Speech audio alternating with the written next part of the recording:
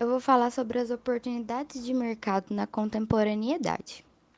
O mercado de trabalho e a psicologia. De acordo com uma pesquisa divulgada pela Veja, 86% dos brasileiros lidam com algum problema de saúde mental, o que é um número bastante alto e bastante preocupante. A gente consegue perceber aí a necessidade de um psicólogo cada vez mais presente na sociedade e na contemporaneidade. Antigamente, a visão do mercado de trabalho para o psicólogo era baseada apenas no atendimento clínico, ou seja, aquela visão do consultório, né?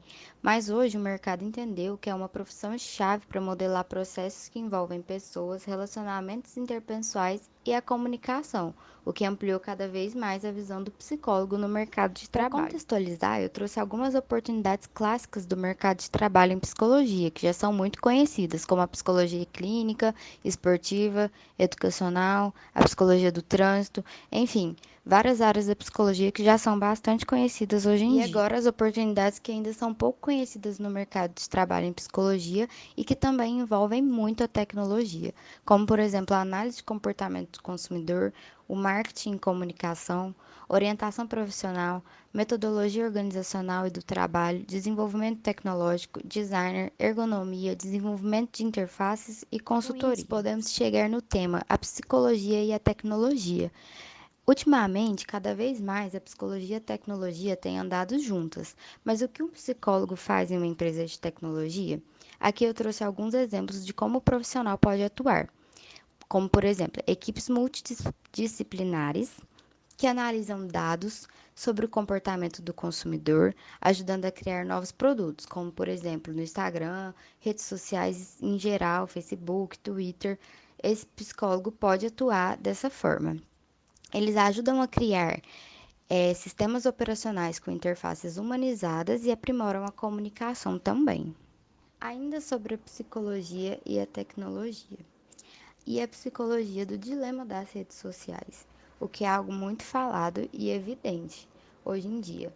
Por que as pessoas escolhem diferentes conteúdos para postar em diferentes lugares? Por que elas postam o que postam?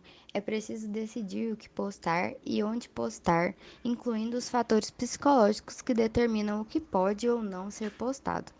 E identificar o que as pessoas postam e por que postam é um desafio ainda em análise. Porém, ao entender o comportamento significativo, torna-se mais fácil entender as motivações gerais para as utilizações das redes sociais, o que ainda varia um pouco.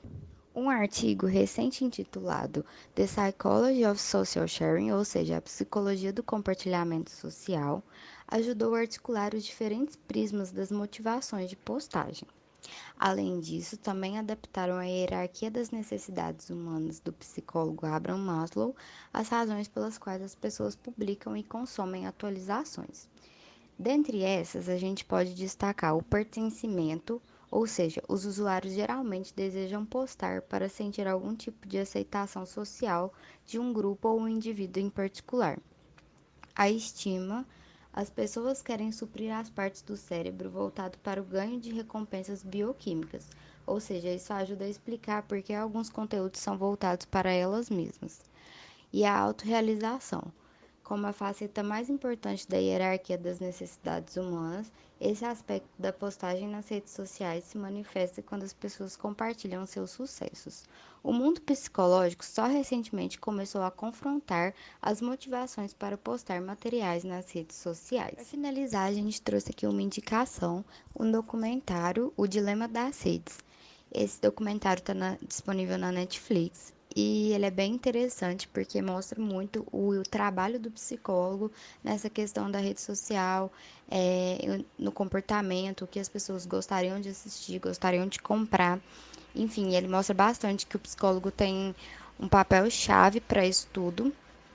E, no entanto, também é preciso ficar atento, né? Eu pus aqui uma frase de uma análise desse documentário, que diz: drogas pesadas e redes sociais viciantes se apoiam em fraquezas humanas. Nesse caso, né, no caso das redes, a necessidade primordial é de aprovação, né, de um ser humano por outras pessoas. O reconhecimento pelo outro como uma necessidade humana fundamental foi teorizada por um filósofo, o Hegel, e por um psicanalista, o Freud. Faz parte de uma matriz psicológica de espécie, ou seja, a pessoa que inventou a questão da curtida, do comentário, teve um vislumbre de gênio, criou um signo de reconhecimento tão grande e de aprovação só com um simples toque na tela, que nada envolva o trabalho de elaboração intelectual, apenas é gostei, comentei, gostei disso, gosto do que você posta e te reconheço como parte de um. Por fim, a gente trouxe aqui sobre a saúde mental e a tecnologia, tendo em vista que a tecnologia está cada vez mais presente na nossa vida e também na nossa profissão, né? Então é importante saber os limites da tecnologia para que não exceda a nossa saúde mental. E também é importante ter um equilíbrio, né, entre a tecnologia para não deixar que isso afete a nossa saúde mental. Enfim, é isso. Por fim, eu decidi recitar esse poema, porque eu acredito que tem tudo a ver com o trabalho e com a profissão do psicólogo, que é esse lugar de escuta, esse lugar de acolhimento. O poema é da Cora Coralina e ele se chama Saber Viver. Não sei se a vida é curta ou longa demais para nós, mas sei que nada do que vivemos tem sentido se não tocarmos o coração das pessoas.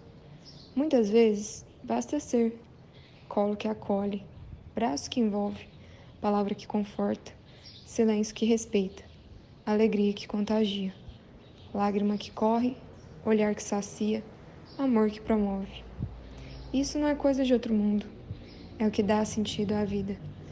É o que faz com que ela não seja nem curta, nem longa demais, mas que seja intensa, verdadeira e pura, enquanto durar.